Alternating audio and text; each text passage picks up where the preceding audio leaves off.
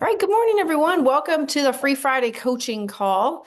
I'm super excited for today's call. We've got a great guest that's going to be on the call today. For those of you that might be joining for the first time, like Josephine, this call happens the first and third Fridays of each month.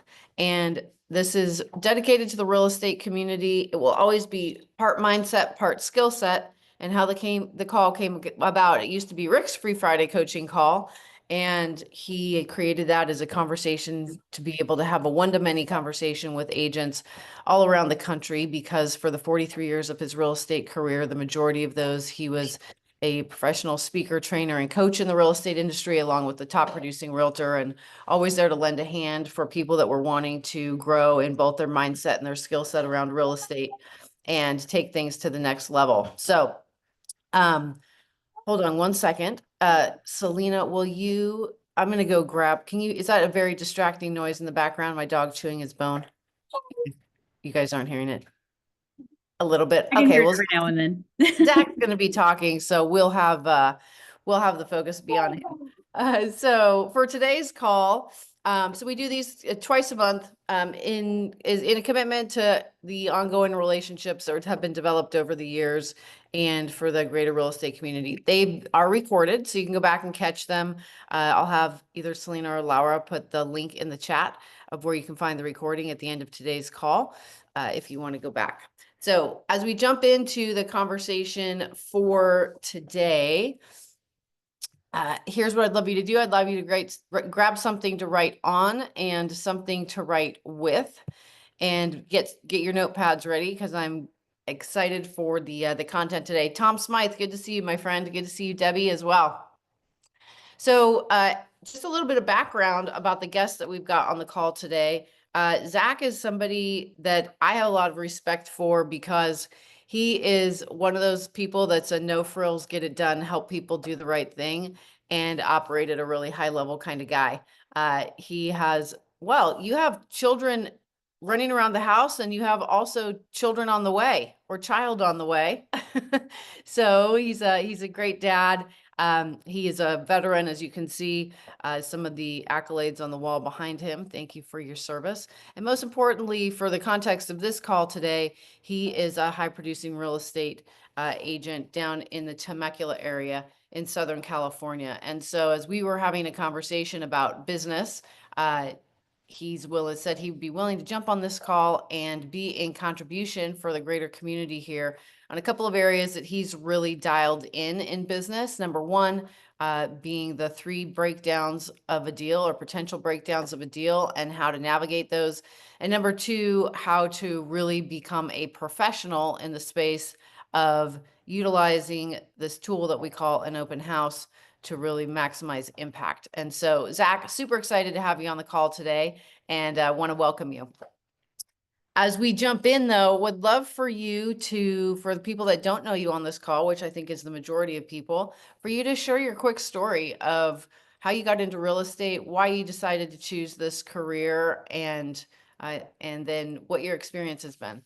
Yeah, absolutely. Thanks, Casey. So, background on myself, like Casey said, I was in the military. Prior to that, I sold cars for 6 years.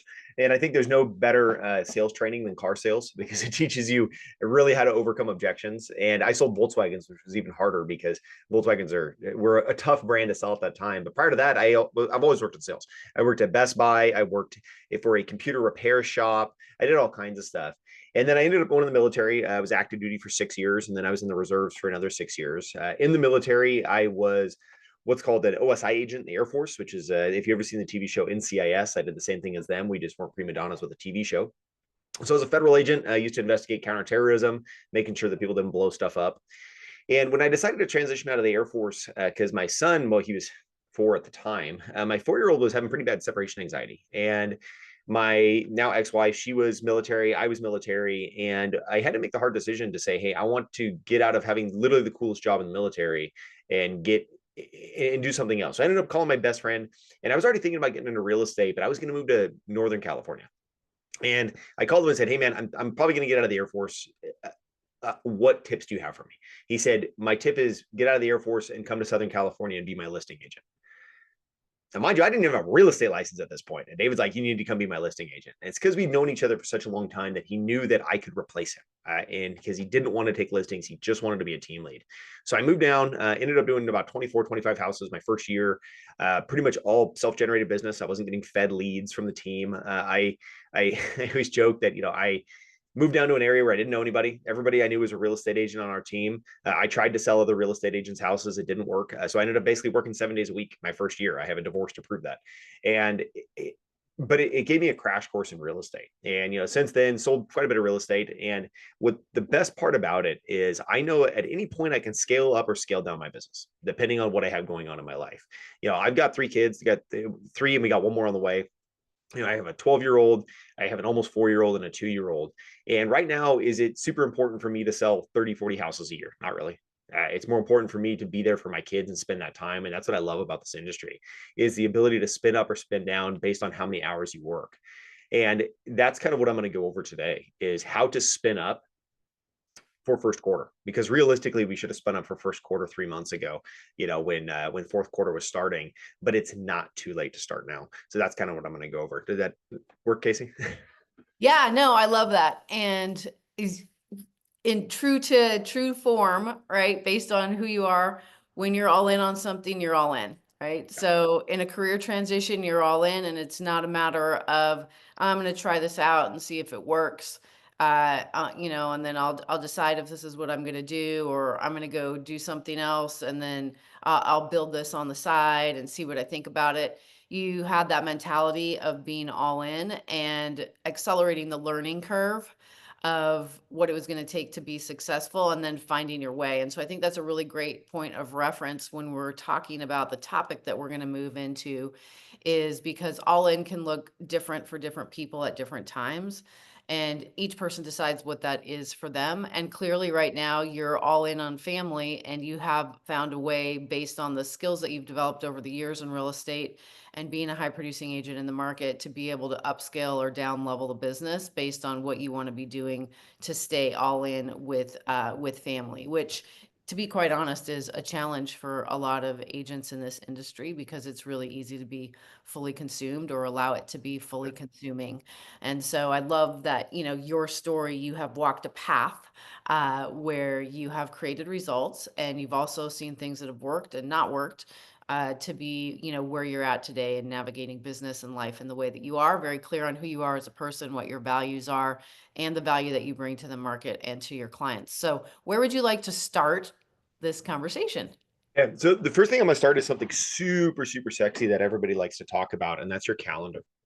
And I think that we would be a little more remiss for me to dive into talking about open houses and having success at open houses if we don't talk about just managing a calendar first. And I would hope that everybody on this call has already defined how many deals you would like to do next year. Right? I would hope that your business plan is kind of already done. I do know that Casey has an amazing business plan model and template and format that she can send you that you can work on, because I have it from them. And so I would recommend making sure that you have that and you've started working on that. And the first thing that I really am going to push you guys to look at is, what does your calendar look like? Now, some people might have the opinion, hey, open houses don't work. And my opinion is open houses only don't work when agents don't work open houses. I've had massive success in open houses. We've had a lot of people on our team sell the house that they're standing in at an open house. But it all depends on your market. Is somebody in New York, in Buffalo, where there's 19 feet of snow right now, going to hold an open house? Probably not, but you might want to, because if you're the only one on the street, it could be a good way to have conversations with the neighborhood. But you need to manage your calendar first. And if you say, hey, I want to sell 5 houses this year just from open houses, excluding other lead sources, you need to start looking, okay, how many open houses does it take for me to get a lead? And this is where tracking your data and your numbers comes in, and knowing, okay, if I hold 5 open houses, I get one solid buyer or listing client from that's ready to close business in the next 6 months. Knowing those numbers, if you want to do 5, that means you need to hold 25 open houses in a year. And so I really challenge y'all to start looking at your calendar and look at the numbers, because that helps to define exactly how much time you need to spend doing this, right? So a couple things that I want to cover is when, where, why, how of the open houses. But first, what I want to do is, as a group, I actually want to define the perfect buyer from an open house. Right. So I want to define, what is the unicorn. And so for anybody on here, throw it in the chat, come off mute and say it. what is your unicorn in an open house? Who is that person? And if nobody steps up, I'll call on people. I'm 100% that guy. I'm out of the military, but it's not out of me. So what is your perfect buyer? Somebody throw in the chat, come off mute and say, what's the perfect buyer at an open house? Because I know what mine is. Ready to Roy, buy, willing to buy. willing to buy, right? They're willing to buy. Okay, right? They actually, right? They're not just looky-loos coming in because they were trying to kill time, right? Okay. What else? What else we got? For me, I work a lot in the senior community, and it would be someone over 55 that's looking maybe a downsize, or I work my community very closely, and that's where most of my business comes from. So yeah, and then they have income requirements in the communities. You have to be approved by management. So that's my ideal buyer. Okay, I love it. Right, so somebody that's qualified, they're to live in the community, right? Not going to sell a 50-year-old house in a 55-year-old community, right? Unless they're really planning for their future and their retirement, right? And so I love that, right? And then they got to financially be able to. Anthony, I love that, right? Nosy neighbors, perfect sellers, right? Perfect sellers, nosy neighbors, like Anthony threw in the chat, right? So my perfect buyer, and I'm going to tell you a story on this one, was Charlie and Susie. So I had never met a client and met them and had them within escrow in 24 hours. Brand new client. It was on a Sunday. I'll never forget. The house was on Black Betty, if I remember correctly. And they came into my open house. It was not the right house for them in any way, shape, or form. But I got their info at the open house. And that day I scheduled showings to go look at houses with them after my open house. And I'll explain how we do that here in a little while. And I showed them houses that day. Then they fell in love with the house while we were showing that day. And I had them in escrow on Monday. So it was about less than 24 hours that I showed them a house and had them in escrow with a brand new buyer. That is my perfect client, right? Is somebody that is pre-qualified. They walk in the door. They were military. 80% of my business is veterans. And so it was very, very easy. And that was a great client. But guess what, y'all? That's the unicorn. That's the unicorn, right? That's what everybody hopes for when they're buying online leads.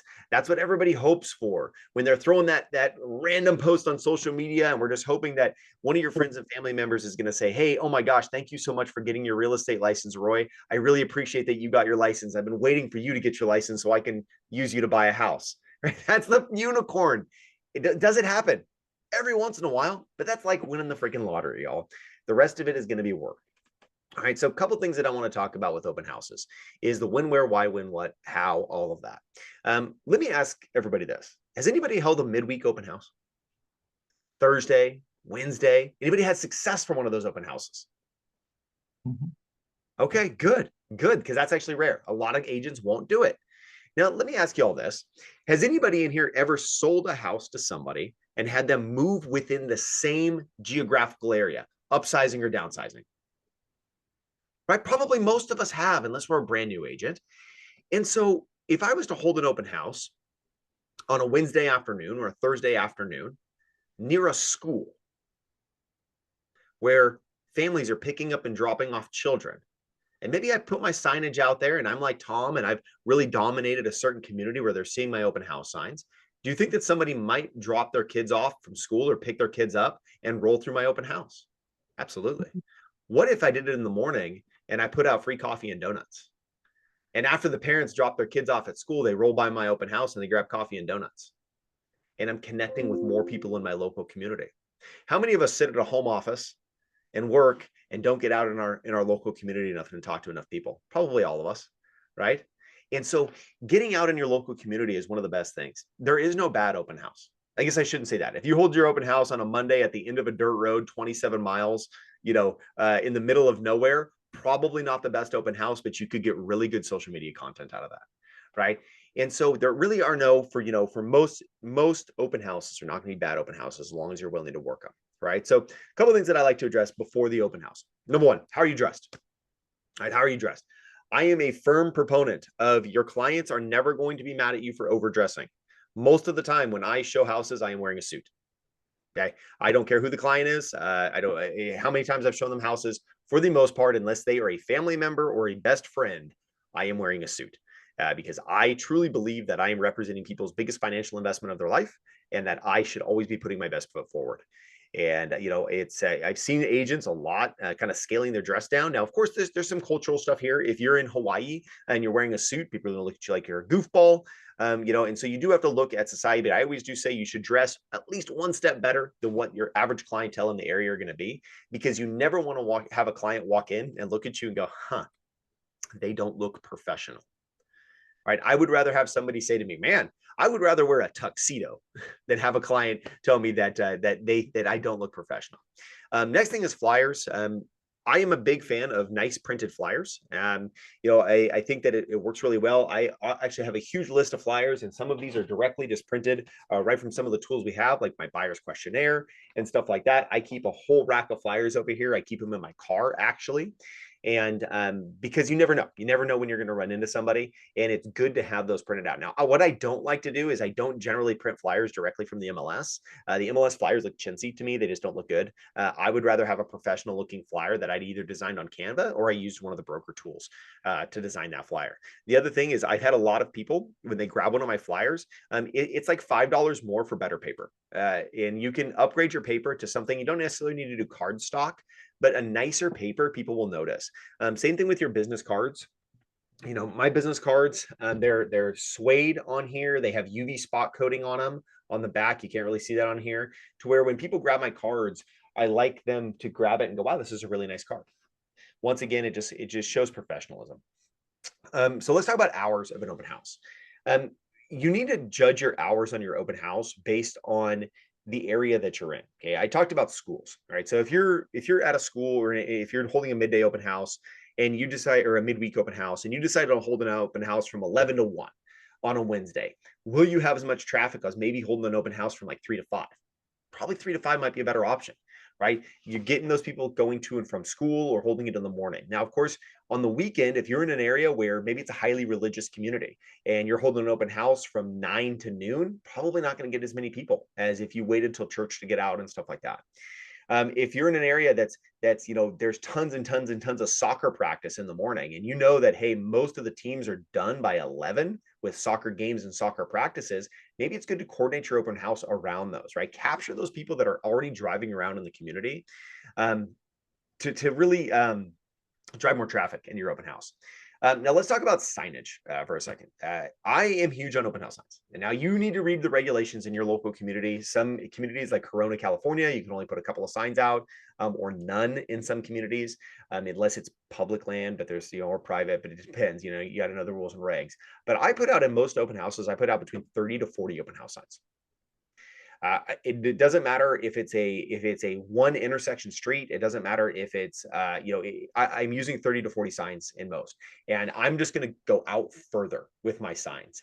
I sign every major intersection. Now, this is a mistake that I see a lot of agents make on signage, is they will sign directly at the intersection. Now, I want you guys to imagine that you're driving 40 to 50 miles an hour down the road, and you're actually, maybe you're driving to a new build, but you see an open house sign as you're passing through an intersection. What is the likelihood that person is going to turn around just to come to your open house? Or they're going to go to where their destination is, and then they're going to forget about your open house sign altogether. And so what I recommend doing is signing 100 yards up to the intersection. Now, I will do both sides of an intersection. So I usually do 3 signs, and then I do 1 at the intersection. So at one intersection, I could use 8 signs, but they're going to be spaced out anywhere between 100 to 200 yards, with about 50 yards in between each sign, building up to that intersection. So people are like, oh, wow, I have time to move lanes. I have time to slow down and get over. And you really want to guide people in. If you put one open house sign outside of your, right outside of your open house, you're relying on Redfin and Zillow, realistically, to push your open house out there. Real quick, on the Thursday afternoon, I like to tell stories for people on midweek open houses. I had an agent on my team. Her name's Cora. She was 18 years old when this happened. I told her, hey, go hold 30 days, 30 open houses in 30 days. I said, I challenge you, Cora, 30 open houses in 30 days. So basically every day for 30 days. And she did it. And on a Thursday afternoon, she had Tim and Sue come into her open house, and they were a buy-sell. And so they needed to sell their house. That was about, I think at the time, it was about a $675,000 house. It's about 900 now. And they needed to buy a house. Then it was an upgrade, and it was a new build. And Cora made, between those two transactions, she made $40,000. from one Thursday open house. And so it's pretty amazing. She ended up getting a few more clients out of the 30 days, but she just decided to put in the time. All right. Next thing is controversial because a lot of people hate doing it, but it's door knocking. Most people hate knocking on doors. Okay. But what if I told you this? The only reason that you hate knocking on doors is because you hate having awkward conversations. Okay. It's just that simple. And a lot of people, they don't want to knock on a door because they don't like to have their own door knocked on. But I'll tell you right now, as long as you're providing value at the door and you smile a lot and you make jokes and you make fun of yourself, people will absolutely talk to you.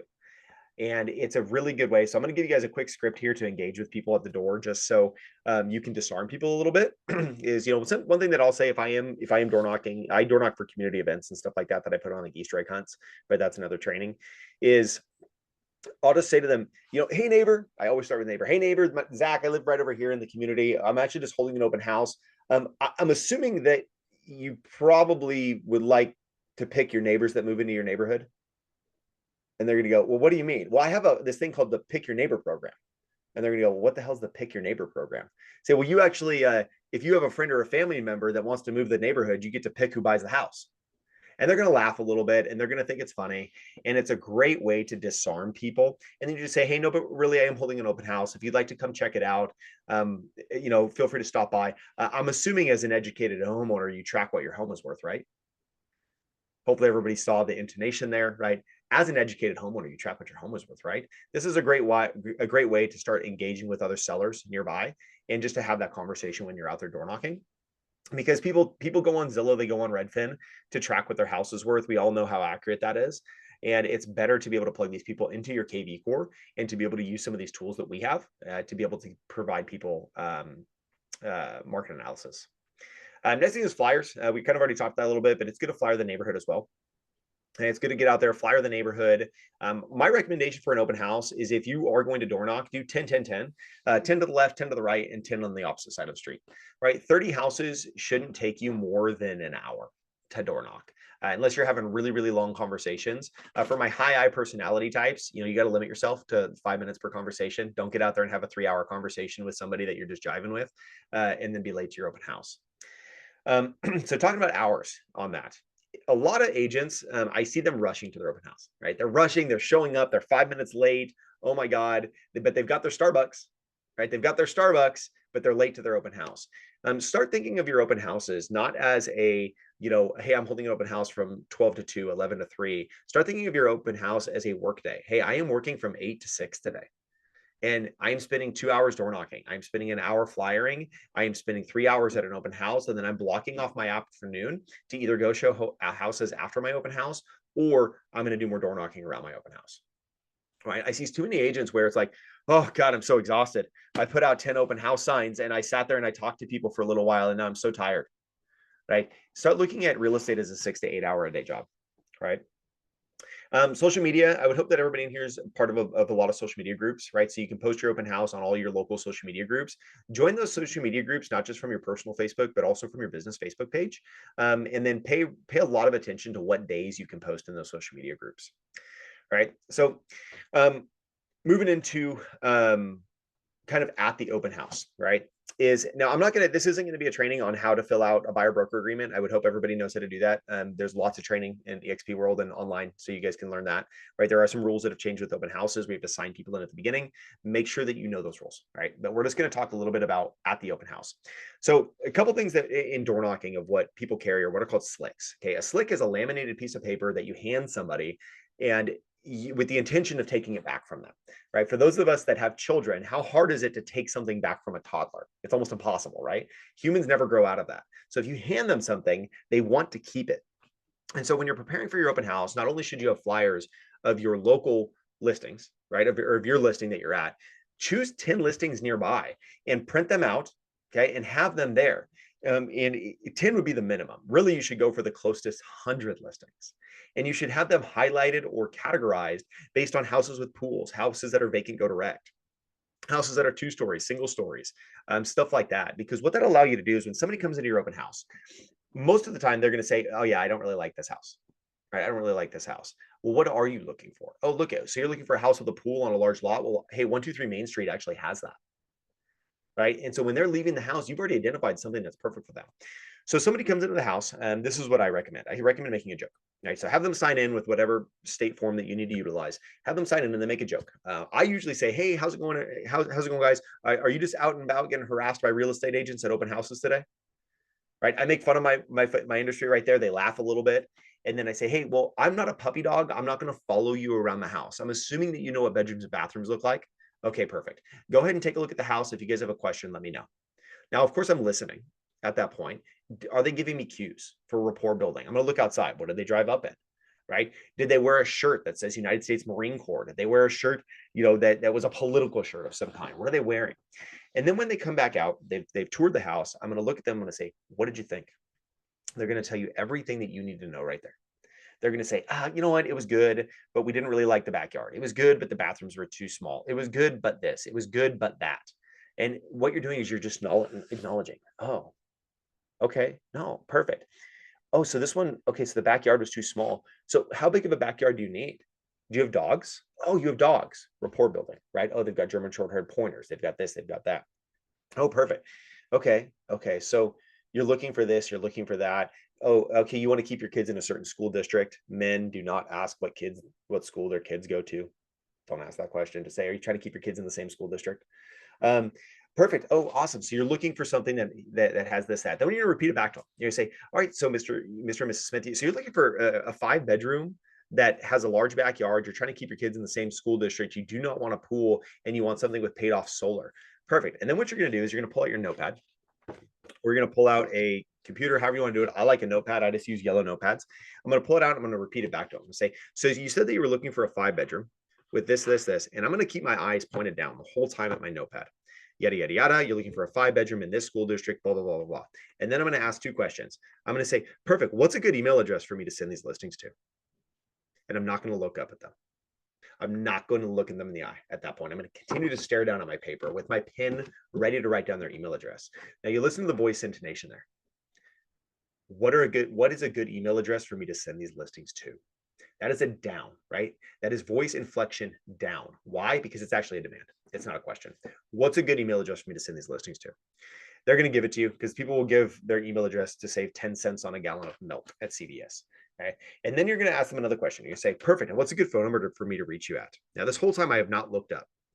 What's a good phone number for me to reach you at? Now, they might have already signed in on your sheet, but this is where you find out if they gave you a real email address and a phone number. Okay. What's a good what's a good phone number for me to reach you at?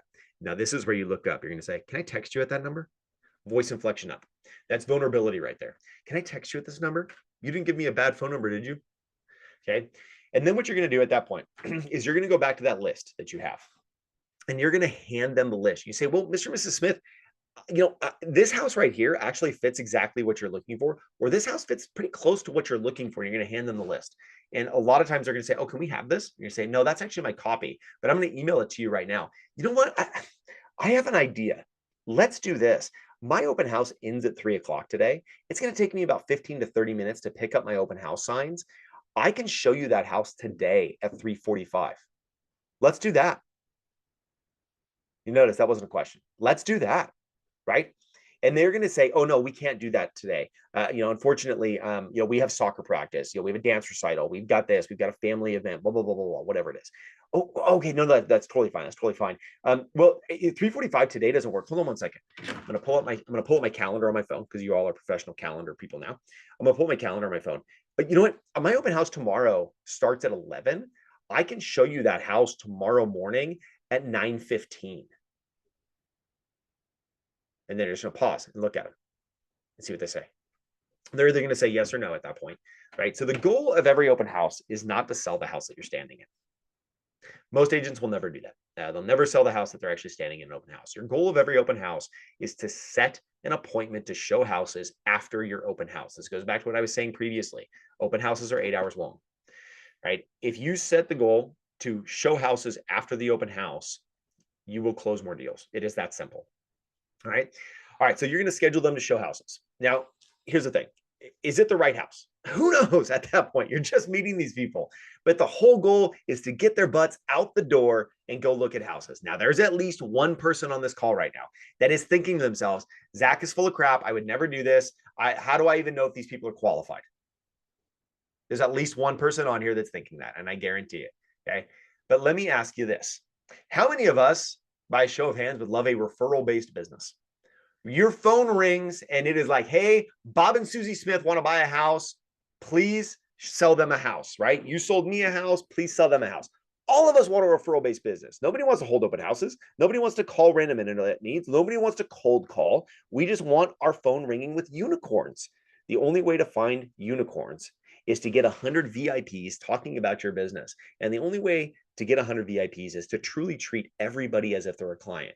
Maybe I meet these people in open house and they're completely unqualified to buy a house. They are not the people in any way, shape, or form that Tom was talking about that are qualified.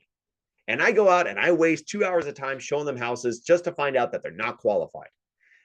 You have to do it, and that's where, and I'm sorry, I don't know how to say your first name, Binjing, is you have to be able to, at that point, to really do the buyer broker agreement right then and there and knock that out very quickly and just have that ready. Bring a copy of that. We can go over that at the end if I have time on talking about that a little bit.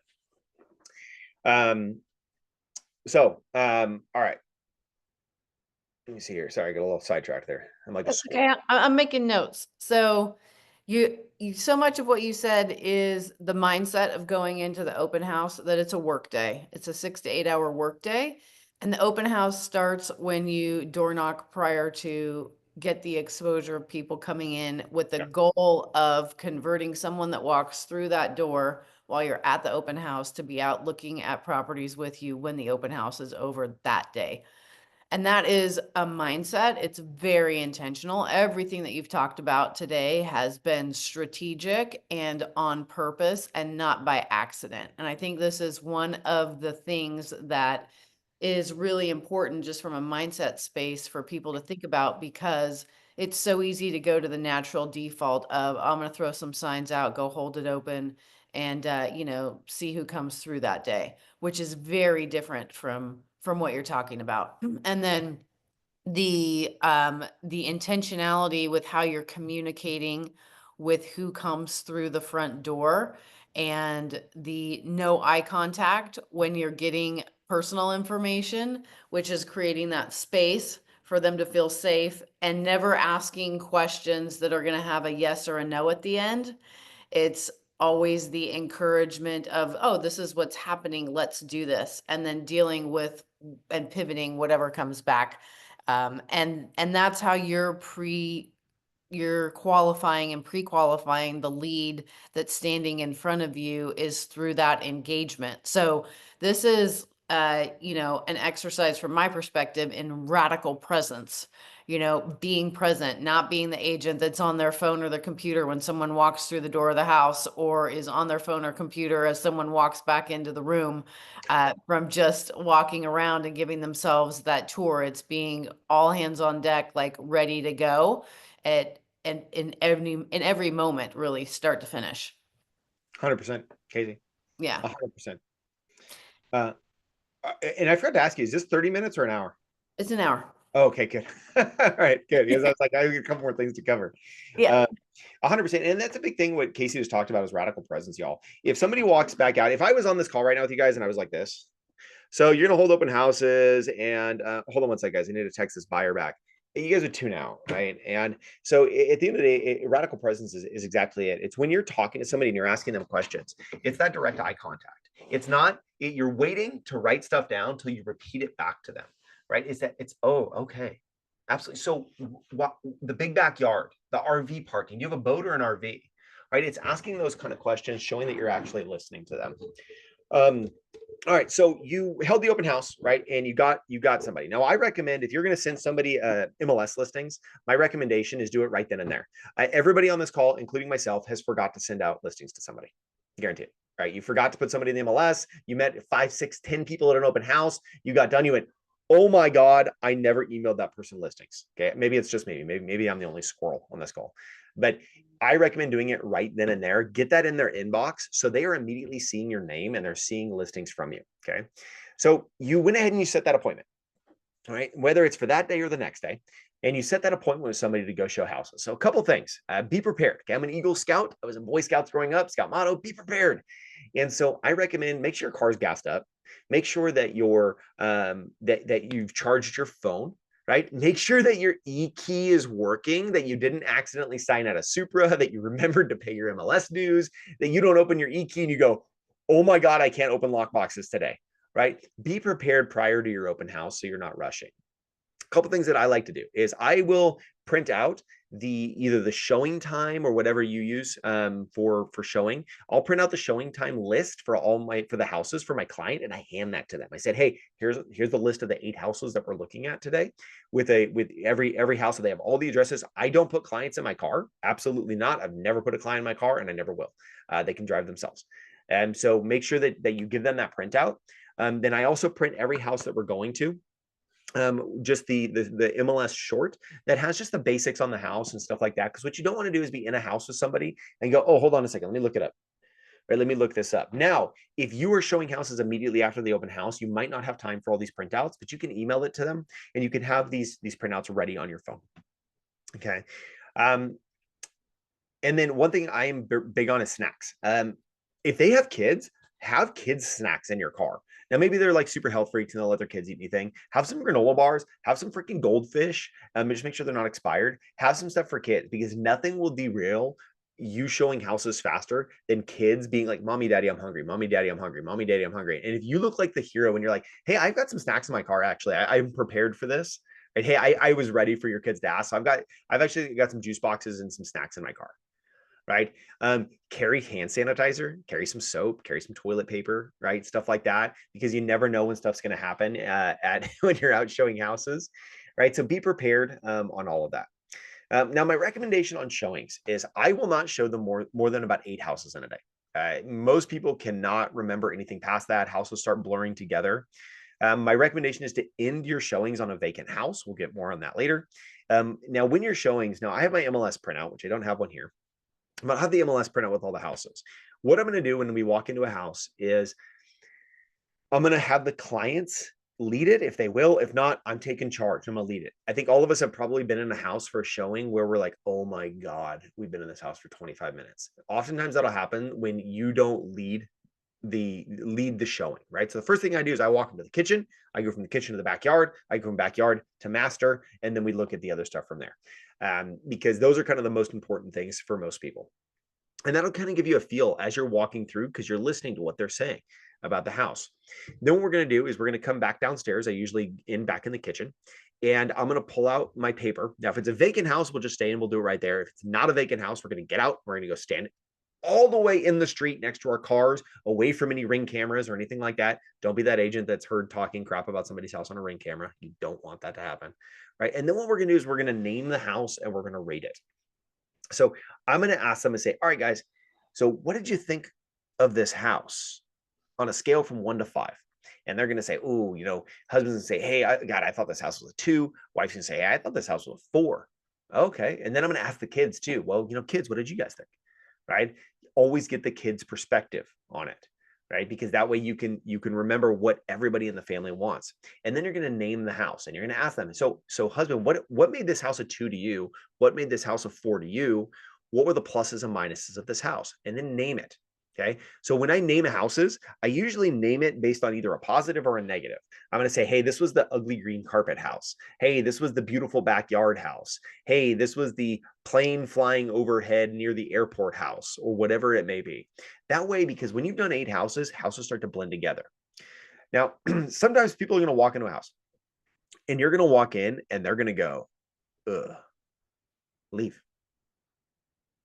You don't need to waste your time in a house, y'all. If you show up and your clients hate it, from the second you show up and you pull up and they look at the neighborhood and they look at the house, they're like, absolutely not. Don't feel like you owe a showing to those to the sellers just because they left for a little while. Sorry, wasn't the right house. Have a good life. Right? Get your clients out of there. Move on. You're probably running behind anyway, right? Because all of us run behind when there's this many showings. So use this as an opportunity to get caught up, right? So let's talk about why we end on a vacant house. This is why I like to end on a vacant house. So we've shown 8 houses. We're at a vacant house. I've got my list. All of the houses are named. We've talked about pluses and minuses of each house. I'm going to go down to the kitchen and we're going to stand there. and we're going to talk about each house, and we're going to eliminate houses. Hey guys, so this house was a 4 cumulatively between the whole family. This house was a 2. Can we eliminate the 2 house right now? Okay, let's eliminate the 2 house. Boom, cross it off. Carry a Sharpie, carry like a big red pen, cross it off. Okay, perfect. So this house was a 3, which was lower, but you guys really liked the proximity to the schools, but you hated the fact that it had white tiles all downstairs and in all the bathrooms. Are you guys okay with like $10,000 of tile work on this house on an upgrade? Okay, so if it had that tile work, would this house be greater than that house? Oh, it would be. Okay, so it's really just the tile work. So it's a cosmetic fix on this house. So this house is in a better location, and really you like the house better. So it should be, if it had the tile work, it'd be like 4.5. Okay, perfect. Let's bump this one up to a 4.5. And you're going to go down your list and you're going to eliminate houses and you're going to narrow it down to 3. If you can, 3. And you say, okay, guys, so out of these 3 houses, which one is the one? Which one is the one? And they're going to say, it's this one. And then you're going to say to them, and this is super salesy, and this is the car salesman coming out of me that is not afraid to ask for the sale. Perfect. What are we coming in out of the offer? And then you just shut up and you look at them. And they're going to tell you right then and there how serious they are. What are we putting the offer in at? Right? And they're going to say either, oh God, God, I don't know. I don't know if we're ready for that yet. I don't know if we're quite there. Oh, we haven't gotten pre-qualified. Okay, perfect. I can have one of my lenders get you qualified probably in the next few hours, as long as you guys are ready. So where would you guys want to come in at on this one? Let's pull the comps right now.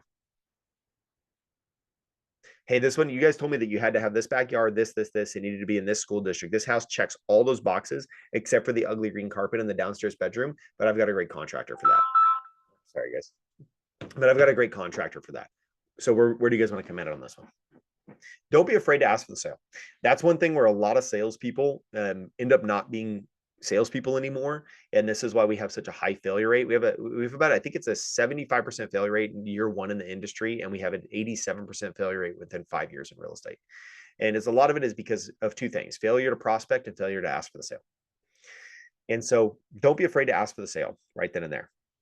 So let's say that these people, they're like, hey, you know what, we're just not ready yet. Give us a month, give us 30 days, whatnot. You're like, okay, no, I totally get that, right? So it's not the right time for these people. What do we have to do at that point? The fortune is in the follow-up. We all know that, right? Now, I'm going to assume that everybody in here has a CRM. I'm going to assume that everybody in here is not utilizing a yellow notepad as their CRM. Now, I have met agents that sold 50 houses a year, and their entire CRM is just a yellow notepad, okay? But fortunately for most of us, we have CRMs. And so my ask is this for you, is how many touch points do you currently have on your drip campaigns? Have you taken the time to learn your CRM? Have you taken the time to build out your drip campaigns? I do know that most CRMs have drip campaigns built out. I don't care if you're using Lofty or KV Core or whatever it is that you're using. Most CRMs have a drip campaign built into them. You just have to assign it when you're putting people in. And so this is a very important time to go and make sure that you are, after an open house, that you're plugging everybody in to your CRM, that you're taking the time to do that. You're sending out those. But I'm going to tell you a story of an icon agent that I know. He is a 4X icon agent, and his touch points are between 60 to 70 touch points a year. Okay, let that sink in. That is more than once a week that they are getting an email, a text message, a phone call, a mailer, an invite, a commenting on their social media, sending them a message on social media, sending them a happy birthday card. 60 to 70 touch points a year. He's a 4X icon agent who does no lead generation outside of referral-based business. So nobody can tell me it doesn't work, right? So how do we do these touch points, right? What do we do? So let's talk about setting an appointment after. So you show somebody a house, or you meet them at the open house, you show them the house, it's not the right house for them. You set them up on an MLS search, and then you sit there and you wait for the MLS to send them the right house. Right? That's what most agents do. We don't want to do that, right? What we want to do is we want to call them. So maybe it's a couple days after. we went out, we met them at the open house, we showed them a house, it wasn't the right house, or we didn't show them houses at the open house, and we're following up with them. So what we're going to do is we're going to give them a call. And I'm going to say to them, I'm going to say, hey, Casey, this is Zachary Bach. How are you? That's how I lead everything. Hey, Casey, it's Zachary Bach. How are you? Right. And I smile when I'm on the phone. I stand up, I turn on my camera, and I stare at myself like a mirror, because it's important to have that animation, that smile when you're cold calling or when you're warm calling. Hey, it's Zachary Bach. How are you? Hey, perfect. Hey, I have some great news for you. I have some great news for you. What? Hey, I remember at the open house, you told me that you were looking this, this, and this. I was looking at the MLS today, and I found 3 houses that fit what you're looking for. Yeah, 3 houses that fit what you're looking for. So does today at 3:45 or tomorrow at 9:15 work better for you to go see those houses? Okay, did you guys hear that? Does today at 3:15 or tomorrow at 9:45 work better for you to go see those houses? The reason that I give them 2 options is because usually they're going to choose the second option. Right? Usually they're going to choose the second one for whatever reason, but they can also tell you, oh yeah, well, no, we have to work today, or our kids have soccer, or we have jujitsu, or we have this, or we have that. You're also taking notes on all that. You're putting it into your CRM as rapport building later. So they can say, yeah, oh yeah, we can't, Johnny has a belt test today at jujitsu. Oh, perfect. Then you call them the next day. Hey, did Johnny pass his belt test yesterday? And they're like, wow, that flipping real estate agent remembered what we said. They were listening. Huh, that's wild. Right. So the goal is to start. The goal of every conversation is to set an appointment. Right. It's not to check in. For the love of God, please stop calling your clients and being like, hey, it's Zachary Bach. I'm just checking in. Just want to see how you're doing. You're wasting their time, and you're wasting your time. You're not calling to check in. They know that you're not calling to check in, and they know that you're calling to sell them a house, because that is our job. And that's okay. Right. It's okay to be a salesperson. And so when you're calling, call with value. Hey, real quick, just want to give you a heads up. There's a new build community that just went in, and I want to set some time aside to go look at those with you. Does this time or this time work better for you? Hey, these 2 new houses just hit the market today, and they're what you're looking for. Does this time or this time? I hate to break it to y'all. Everybody knows that the MLS searches are automated. Nobody thinks that you're getting up at 4 o'clock in the morning and sending out 900 emails. Okay. They all know they're automated. Right. Now it's your job to log in and look at that automation and say, let me take a look at this. Right. Let me see what it is so I can call these people on. Right. So then you're going to go out, you're going to show them houses, and you're going to go right back to what we already talked about. Show them no more than 8, name the houses, categorize the houses, show them what they're looking for, and go for the close right then and there. Okay. All right. So the 3 breakdowns of a deal, right? Number 1 is at the open house. How are you working your open house? The second breakdown of the deal is getting out there and showing them flipping houses. Right? Show them houses right then and there. Now, the third breakdown, if necessary, is the follow-up, but the follow-up is really always necessary, because even if you sell them a house, right? How many of us are guilty of not following up with our clients post-sale to ask for referrals, to ask for additional business? There's a great agent named Marguerite. She's up in Northern California in Sacramento. Marguerite is fantastic. She can show you how from one client, she has a referral tree that's netted her, I think it's $800,000 in commissions from one client, because she's so good at her past client retention and follow-up. So what I want to do is I want to go through the chat real quick and answer questions that people have asked in here. If I see any. Okay, so what about the buyer's agreement? So the buyer's agreement, at the end of the day, you have to follow whatever rules they have. Now, that's a different pitch, obviously, but I'll go through it real quick. Is you're just going to have to be honest with them. Hey, guys, this is what it is. Have you seen the new rulings?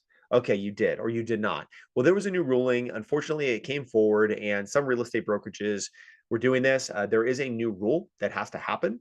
And to be able to show you houses, I have to have you sign some forms to say that we're working together. Now, what this form is going to say is it is going to say that my commission is whatever you charge. And this is why my commission is this. I provide, of course, you're only paying that if we find a house, but I want to assure you that what I'm going to do first is I'm going to go and I'm going to ask the seller to cover as much as that as possible. But none of this really matters until we find you the right house anyway. So let's get out there, let's find you the right house, and let's do that today. Okay. That's an assumptive close. I use the word okay. It's a very, very strong word at the end of a sales sentence, just to say okay. We as kids are taught to say, okay, when people do it, and you can sign and you can send them a DocuSign right then and there, or you can print out some of your buyer broker agreements and just fill them out by hand right then and there. I know the California one, we have 3 different ones that we can utilize. I don't know what state you're in, Coco, but just, or you're in California as well, actually. So just utilize whichever one you need to utilize right then and there. Practice that script. right? Fair enough. Exactly. Fair enough. It's kind of the same thing as okay. I love it, Anthony. You're right. And practice the script again and again and again and again with a script partner. Pick somebody on this call and become a script partner with them. Because if you don't practice your scripts with a script partner, you practice them on your clients, and that's never a good thing. Yeah, I do showings before pre-approvals. I don't care. I'll show anybody houses. I do not care. If I meet you at the grocery store and you want to go see a house, I will go show you a house, because then we're going to have a real long conversation, and I'm going to talk to you about real estate. I'm going to talk to you about solar. I'm going to talk to you about your friends and your freaking family. I'm going to plug you into my CRM. I'm going to like you. We're going to become friends on social media, and you are going to start getting all of my marketing materials and get inundated with me, because I want people to see my name all the time. All right, because that's my goal. So what are the questions you got? I think that's everything that was in the chat. What questions do y'all have? I always like to leave a few minutes at the end of calls for that.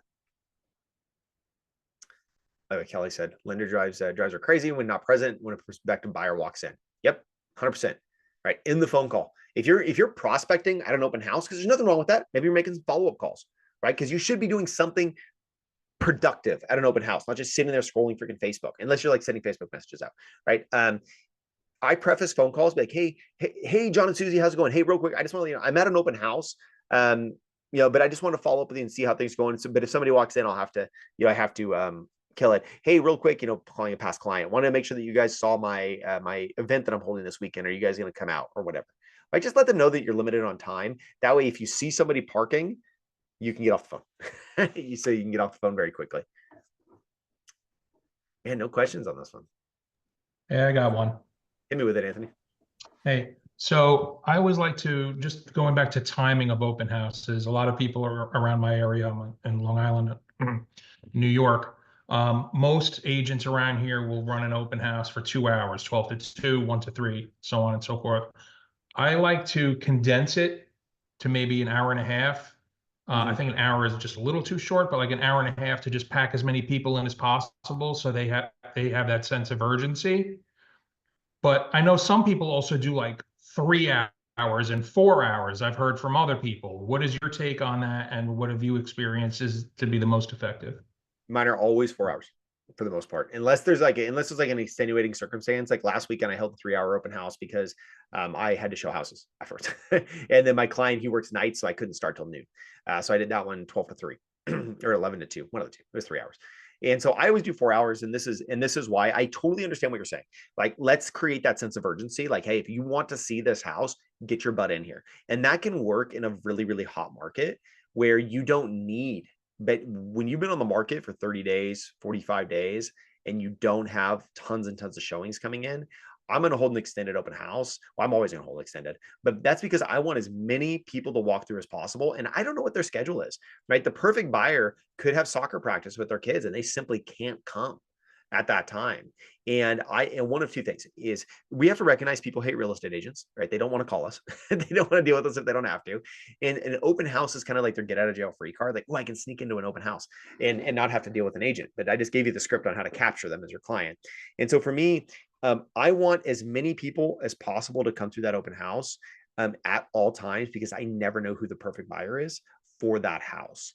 And so that's always kind of been my stance on it. Additionally, it makes it easier on real estate agents, right? Most of us are out showing houses on Saturdays and Sundays, as long as we've got buyers. And it's so nice when I'm scheduling showings and I know there's an open house, right? Because I don't got to worry about that one. I can schedule everything else and set everything up. I'm like, hey, this one's an open house, guys. We're good. We'll hit that. We'll hit these last 4, the last ones, because they're all open houses and I don't need to schedule anything. So that's part of the other reason why too, is I like to make life a little bit easier on realtors, which is, I mean, this is another conversation, but for showings on your listings, right? How many of us have looked at a listing and it's like 24-hour notice required? And we're like, oh, God, right? Oh, I didn't want to show this freaking house. 24 hours. God. Oh, and I can't use showing time. I have to text you. Wait, you want me to email you? Oh, good God. Right. And so I like to make life as easy as I can on real estate agents. I don't have every buyer on the planet. I wish I did. But other realtors, I like to make it easy on them. So it's kind of up to you, man. For me, it depends on the listing and it depends on the area of what it looks like more than anything else. There's no right way. Yeah, it's really what's right for your area more than anything else. I like to zig when everybody else is zagging though. So if everybody else is doing 2-hour open houses, hold a freaking 6-hour open house. All right, bring a freaking sleeping bag. What else we all got?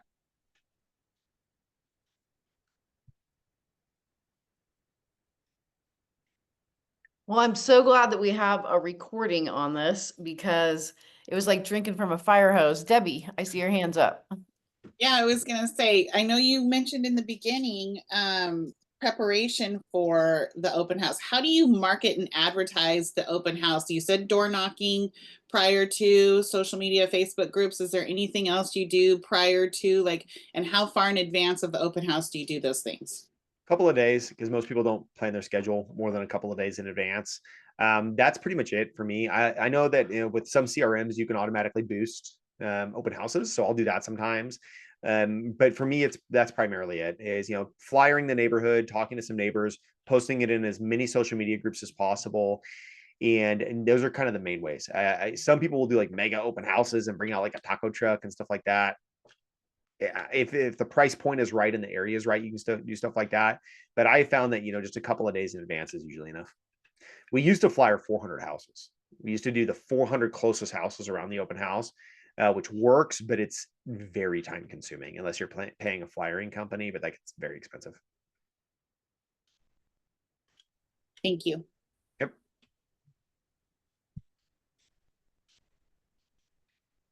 All right.